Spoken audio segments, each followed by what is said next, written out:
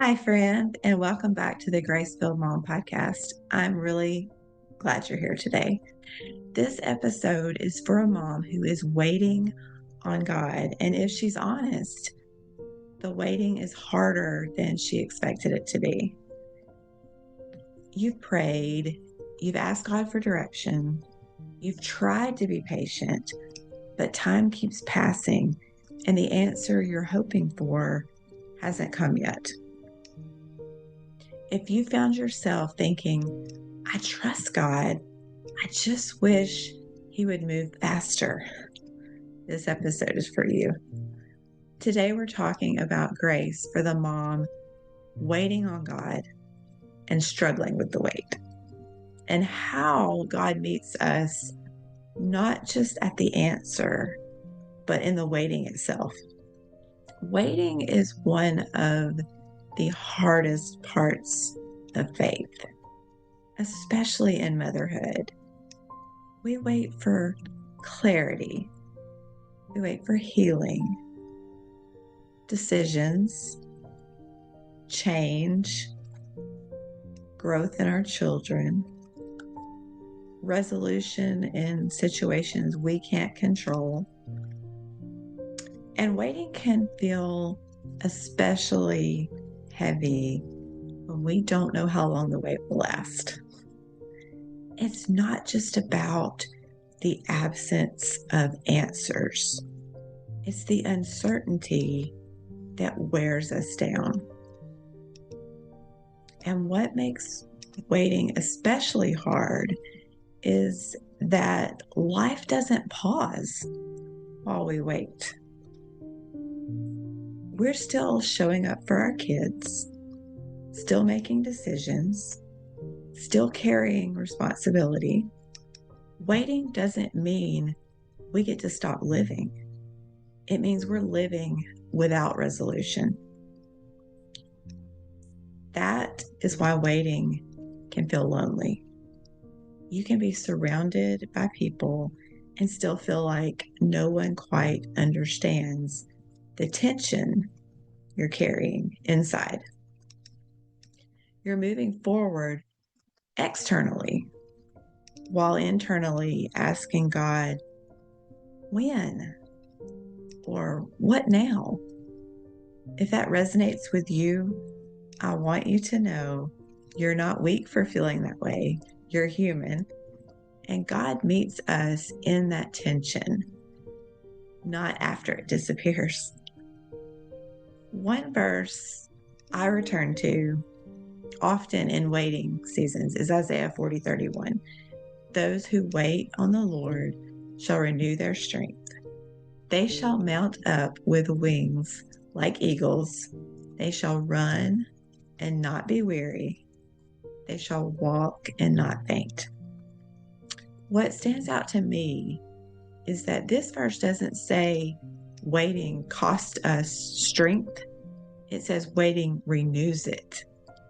And that's very important. It almost feels counterintuitive because waiting often feels exhausting. But scripture reminds us that waiting with God is different than waiting alone. Another verse that has spoken to me deeply in waiting seasons is Psalms 27:14. Wait for the Lord, be strong and take heart, and wait for the Lord. I love this verse. I love it because this verse doesn't pretend waiting is easy. It tells us to take heart, which implies that our hearts may feel tired, discouraged, or worn down while we wait. Scripture doesn't shame us for struggling in the waiting. Instead, it encourages us to stay connected to God in it, to let Him strengthen us as we wait, rather than demanding strength from ourselves. I've walked through seasons where I wanted God to answer quickly, not because I was impatient, which I can be, but because the weight of not knowing felt so heavy. I didn't need everything solved. I just needed something to feel settled. And in those seasons, I learned that waiting doesn't mean God is inactive. Often, it means He's working in ways I can't see yet, both around me and within me. I've told several people before, it was explained to me one time, and I love this illustration, that when we can't see God working, He's behind the scenes. He's the one that doesn't necessarily get the credit for being out front. He's behind the scenes doing all of the work that needs to be done in order to answer that prayer that I've prayed, in order to work out the situation that I'm in order to fulfill that purpose that is meant for my life or my children's lives. So waiting has a way of exposing what we're leaning on most. And as moms, waiting often looks very practical.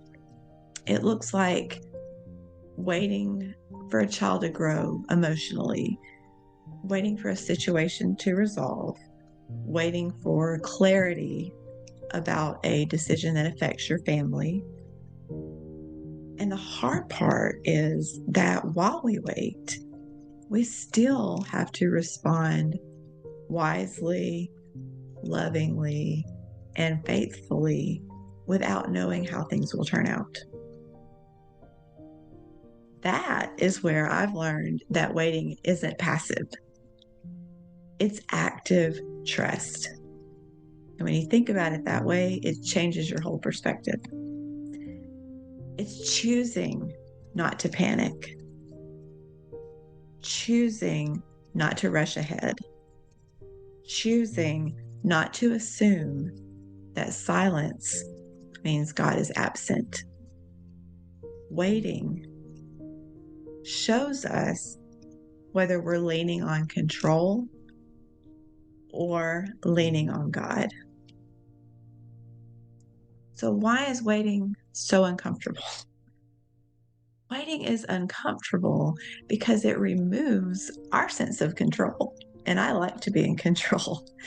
It forces us to sit with uncertainty. It stretches our trust beyond our timeline. As moms, we are used to fixing, planning, anticipating, and responding. Waiting asks us to loosen our grip, and that can feel very vulnerable. Sometimes the hardest part of waiting isn't trusting God, it's releasing our timeline. In the strength chapter of Grace-Filled Motherhood, I talk about how God's strength often meets us when we're weak, not after we've figured things out. Think about that for a minute. When God meets you where you're weak, then He gets the honor and the glory when we do something that there is no way that we could do on our own. In our weakness, that's where His strength is strong. That touches me to know that it's okay to be weak in certain areas. It's okay that we're not strong in every single thing. That's okay, because God is going to come along behind us, beside us, with us, in front of us, to help us in our weakness. And He's going to give us that strength that we need. So waiting highlights our weaknesses, but that's exactly where God's strength is made visible. It's just, to me, that is so cool. God isn't asking us to wait perfectly. He's asking us to wait with Him. So here's a reframe that has helped me. What if waiting isn't a pause in the story, but an important part of it? That changes everything, doesn't it? Waiting can deepen trust. It can refine our motives, and it can also prepare us for what comes next. I think that's the most important one. You have no idea what's going to be around the bend, what's coming in your future, for you are your children. So, what if this waiting period is God preparing you to be able to handle what's ahead because He already knows? So, sometimes God delays answers not to withhold good things, but to shape us so we're ready to receive them. Here's a question that you can just sit with this week. What is the waiting in my life revealing about what I'm trusting most right now? Is it revealing a desire for certainty, for relief, for control? Or is God inviting you to deepen your trust, not by changing the situation yet, but by changing what you're leaning on inside of it?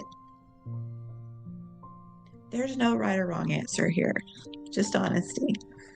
God can work with honesty far more than pressure. Let me give you a little bit of encouragement for today if you need that. If you're waiting and struggling, it doesn't mean your faith is weak. It doesn't mean you're doing it wrong. And it doesn't mean God has forgotten you. Waiting is not wasted when it's placed in God's hands. Even on days when waiting feels heavy, God is still present, still attentive, and still working. Isaiah 40:31 doesn't promise that waiting will be easy. It promises that God will meet us in it. Renewed strength doesn't always look like excitement or clarity. Sometimes it looks like endurance. Sometimes it looks like showing up again tomorrow, and that still counts. One day you may look back and realize that the waiting season you struggled through was where your faith deepened, your trust mattered, and your dependence on God grew stronger than you imagined. Waiting doesn't delay God's plan. It often prepares us for it. As we close today, I want to leave you with this encouragement. You don't have to enjoy the waiting to be faithful in it. You don't have to feel calm, confident, or resolved. You just have to keep bringing your real heart honestly and consistently before God. If you're waiting on an answer, direction, or change right now, know this. God is not distant. He is not passive. And He is not wasting this season. Even here, even now, He is strengthening you in ways that you may not recognize yet. Next week, we'll talk about grace for the mom overthinking every decision and how God's wisdom brings clarity when our thoughts feel tangled and heavy. Thank you for spending time with me today. Even in the waiting, you are being held, guided, and strengthened, one faithful day at a time. I'll see you next week.